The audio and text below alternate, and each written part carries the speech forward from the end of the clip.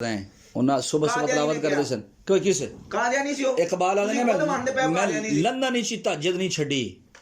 ਮੈਂ ਦੱਸਾਂ ਵੱਲਾ ਬਿੱਲਾ ਤੱਲਾ ਤੁਸਾਂ ਇੱਕ ਇਸ ਚੀਜ਼ ਦੇ ਅਗਰ ਕੌਣ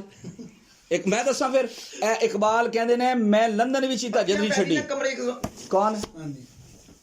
ਇਕਬਾਲ ਜਗ੍ਹਾ ਤੁਸੀਂ ਕੀ ਦੱਸੋਗੇ ਹਜ਼ਰਤ ਜਗ੍ਹਾ ਇਮਾਮ के नाम तक तारुफ करवा कौन है कौन है इमाम के नाम ओ छोड़ो ये सारे फैसले का तारुफ कराना कौन है ओ एक दो मंडी ਦੀ ਕੰਜਰੀ ਸੀ ਮੀਰ ਦਹਾਵਾਂ ਕੋ ਕੌਣ ਹੈ ਇੱਕ ਉਹ ਇੱਕ ਜਵਾਨੀ ਦਾ ਦੌਰ ਉਹਨਾਂ ਦਾ ਗੁਜ਼ਰਿਆ ਸੀ ਇੱਕ ਜਵਾਨੀ ਦਾ ਦੌਰ ਉਹਨਾਂ ਦਾ ਗੁਜ਼ਰਿਆ ਸੀ ਸਾਰੇ ਇਸ ਤੇ ਕਾਫਰ ਕੀ ਹੋਗੇ ਤੁਸੀਂ ਮੁਫਤੀ ਹੋ ਤੁਸੀਂ ਇਸ ਤੇ ਕਾਫਰ ਕੀ ਹੋਗੇ ਤੁਸੀਂ ਉਹਨੂੰ ਵਲੀ ਨੂੰ ਇਜ਼ਾਫਤ ਕਰਦੇ ਪਏ ਸਾਨੂੰ ਮਜਬੂਰਨ ਕਰਨਾ ਪੈਣਾ ਠੀਕ ਹੈ ਅਸਾਂ ਰਾਗਾ ਮੇਰਾ ਦੀਨ ਰਾਗਾ ਮੇਰਾ ਈਮਾਨ ਉਹਨਾਂ ਦੀ ਤੋਬਾ ਤੋਂ ਬਾਅਦ ਵਲੀਉੱਲਾ ਹੀ ਮੰਨਾਂਗੇ ਹਾਂਜੀ ਕਹਿੰਦਾ ਰਾਗਾ ਮੇਰਾ ਦੀਨ ਰਾਗਾ ਮੇਰਾ ਈਮਾਨ ਕਿਬਲਾ ਤੁਸੀਂ ਉਹਨਾਂ ਨੂੰ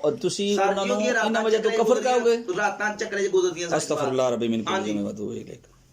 ਮੁਸਲਮਾਨਾਂ ਬਾਰੇ ਅੱਛਾ ਗੁਮਾਨ ਰੱਖੋ ਖੁਦ ਲਿਖਿਆ ਉਹਨੇ ਇਕਬਾਲ ਨੂੰ ਚੱਕੇ ਵੜਦੇ ਆ ਤੇ ਨਿਕਲਦੇ ਆ ਤਾਂ ਕਿਆ ਸਰਕਾਰ ਨੇ ਖੁਦ ਲਿਖਿਆ ਹੈ ਮੈਂ ਆਪਣੀ ਗੱਲ ਕਰ ਰਿਹਾ ਇੱਕ ਇਕਬਾਲ ਨੇ ਖੁਦ ਲਿਖਿਆ ਇਕਬਾਲ ਦੇ ਉੱਤੇ ਲਿਖਿਆ ਗਿਆ ਕਿ ਇਕਬਾਲ ਦੀ ਤਹਜਦ ਨਹੀਂ ਛੱਡੀ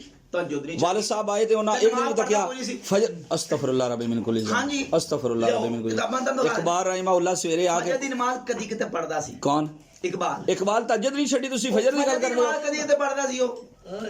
ਸਰ ਜੀ ਸਰ ਹੋਏ ਕਿਹੜੀ ਗੱਲ ਹੈ ਪੜਦਾ ਸੀ ਅੱਛਾ ਅਗਰ ਮੈਂ ਤੁਹਾਨੂੰ ਹਵਾਲਾ ਦੇਣਾ ਕਿਤੇ ਗਿਆ ਜੀ ਇਕਬਾਲ ਤਹਜਦ ਨਹੀਂ ਛੱਡੀ ਕਦੇ ਹੁਣ ਮੇਰੀਆਂ ਕਿਤਾਬਾਂ ਜਾ ਰਹੀਆਂ ਮੈਂ ਹੁਣ ਨਹੀਂ ਨਹੀਂ ਕਿਉਂ ਨਹੀਂ ਬੋਲਣਾ ਤੁਸੀਂ ਇੱਕ ਮਿੰਟ ਠਹਿਰ ਪਿਆ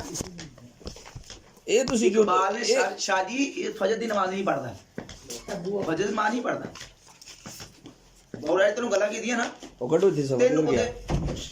एक नहीं दो नहीं ਉਹਦੇ 20 खत ने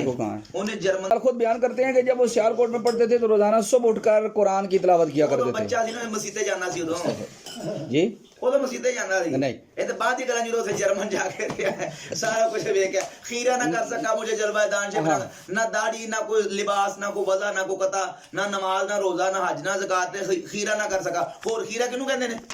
ਇਹ ਸਾਰੀਆਂ ਚੀਜ਼ਾਂ ਨੂੰ ਕਹਿ ਰਹੇ ਨੇ ਜ਼ਿਮਸਤਾਨੀ ਹਵਾ ਮੈਂ ਇਕਬਾਲ ਆਪੇ ਕੀ ਆਣੇ आने ज़िमस्तानी हवा में गर्चे तेजी थी शमशीर की सुनो ज़िमस्तानी हवा में गर्चे तेजी थी शमशीर की लंदन में भी ना मुझसे छूटे आदाब सहर गाई जी मैं इकबाल नहीं गल कर रहा तुसा अपनी तुसा इकबाल बड़ा उपदेशक है मन असल लगे इन्हां कबर ही नहीं कमाना ये भी मार खाणगे हजरत ये भी मार खाणगे ਤੁਹਾਨੂੰ ਵੀ ਮਾਰ ਪਵਾਣਗੇ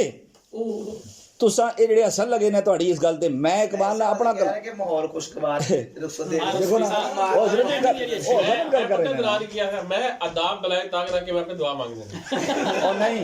उन्हें आख्या कि इकबाल नमाज भी नहीं सी पढ़ता मैं आख्या इकबाल कुरान की तिलावत करते सन शाह जी सुने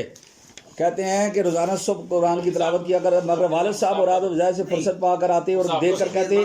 कि कभी फुर्सत मिली तो तुम्हें एक बात बताऊंगा बिलाखिर उन्होंने मुद्दत के बाद इकबाल के साहब बात बताई कि एक दिन सुबह जब इकबाल हस्ब दस्तूर कुरान की तिलावत कर रहे थे तो उनके पास आए शक्ल से फरमाया बेटा जब तुम कुरान पढ़ो तो ये समझो कि कुरान तुम्हीं पर उतर रहा है इस अंदाज से पढ़ा करो तो कुरान के असरार और मानी समझोगे मुख्तसर दुआ करो अपना मुफ्ती साहब दे गुलाम अली बख्श अब मुलाजम कहते ने मैं सवेरे कुरान सुखाना सा वो इकबाल जिसे कुरान की तिलावत करते सन आंसुआं नाल तर हो जांदा सी